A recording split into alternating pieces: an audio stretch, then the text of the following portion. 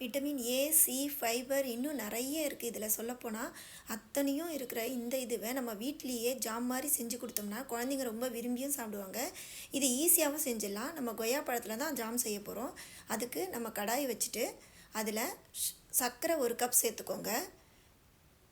நம்ம சர்க்கரை எடுத்த கப்புலேயே 1/2 கப் தண்ணி சேர்த்துட்டு ஒரு பிஞ்ச் உப்பு சேர்த்து இதை நம்ம 1 நிமிஷம் போல் வேக வைக்கலாம். இப்போ மிக்ஸி ஜாரில் கொய்யாப்பழம் சேர்த்து பெருச்சம்பழமும் சேர்த்துட்டு இதை பியூரியாக அரைச்சிட்டு வந்துடலாம்.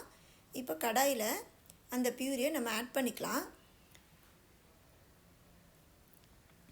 நம்ம சர்க்கரை சேர்க்க வேணாம் அப்படின்னு நினச்சோம்னா நம்ம நாட்டு சர்க்கரையோ இல்லை வெல்லமும் கூட சேர்த்துக்கலாம். இதை மீடியம் ஃப்ளேமில் கைவிடாமல் கிளறிட்டே இருங்க. இது போல் ஒட்டாமல் வரணும். அப்போ அந்த சமயத்தில் நம்ம 1 ஸ்பூன் லெமன் ஜூஸ் சேர்த்து அதையும் 1 நிமிஷம் போல் கிளறி விடலாம்.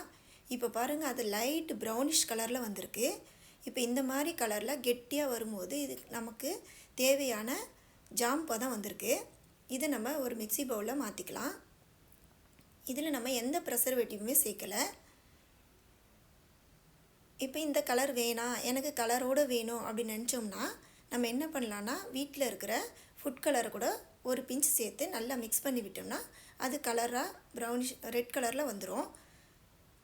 இப்போ வீட்லேயே நம்ம ஹோம்மேட் ஜாம் ரெடி பண்ணிட்டோம். அப்படியே போகும்போது நம்ம சப்ஸ்கிரைப் பட்டன்